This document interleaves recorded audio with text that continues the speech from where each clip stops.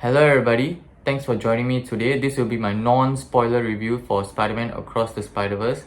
This is the long-awaited sequel to the 2018 film Spider-Man Into the Spider-Verse. I have to say I absolutely love the first film and it is one of my favorite comic book films of all time. So naturally I was very excited to see this film, and I have to say this film did not disappoint at all. It was really incredible from start to finish. First, let me get this out of the way. The animation in this film is phenomenal. There are so many different kind of animation styles in this film, and it elevated the moments in the film. The way the animation changes for the background and the characters from time to time, and the cinematography like with the shadows and background really elevates the mood and the emotions in the scene.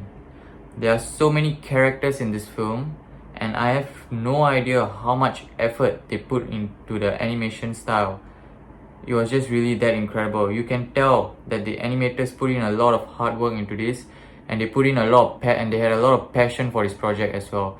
And you really can tell that because of the amount of detail that went into the animation for each character. Literally every single character in this film, or maybe not every single, but there are so many different Spider-Man in this character, and many of them have their own animation style. And I don't know how long it took them, but and how much manpower they needed, but they just put in a lot of hard work. You can sense the passion all over this project. So with the animation, the start, also there were times when the animation style and the colors were changing as well, and watching those scenes were really a visual feast for the eyes. Like, I was so surprised and amazed at seeing the animation alone, and the story was also just incredible. Now, speaking of the story, I think the screenwriters and the story writers did an amazing job, especially with the comedy in this film.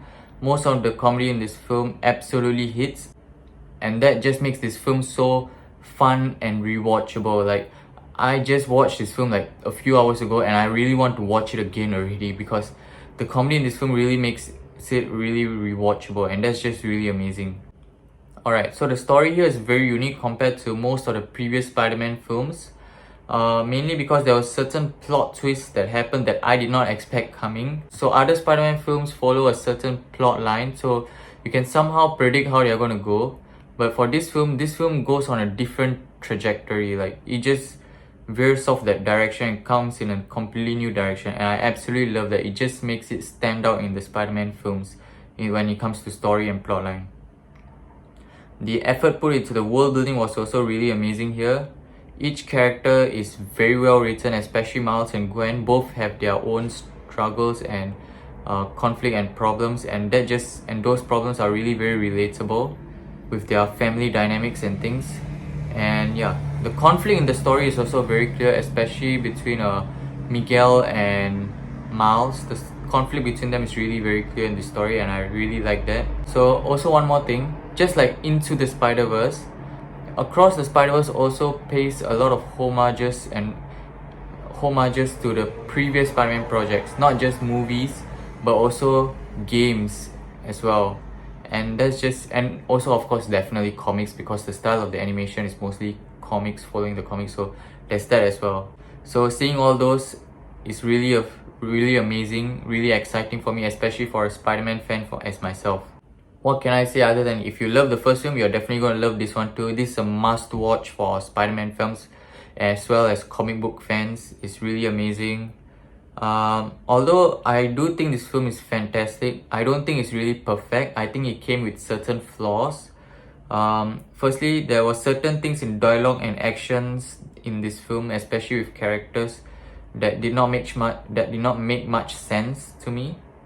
Also, much like the first film, I thought the main antagonist or villain of the story was a bit weak. I wish it was better written. And I had one more small flaw with this film, and I will not say what it is here, because again, this is a non-spoiler review. I'll be doing a spoiler review with my friends very soon, so I'll talk about it there, but right now I'm not going to talk about it. So there was one more small flaw that I had. Other than that, this film is really incredible, definitely a must watch. I'm going to give this film an 8.5 out of 10. I did enjoy Into the Spider-Verse a bit more because of certain reasons. I'll give that film a 9.5 out of 10, Into the Spider-Verse. But nonetheless, this film is just really incredible and I really love to watch it. I'll highly recommend it to anybody. So that's that. If you want to see anything more, let me know in the comments below. If you like this video, click the like button. If you want to see more, subscribe to my channel. And yeah, thanks for everything. You guys are the best. See you next time.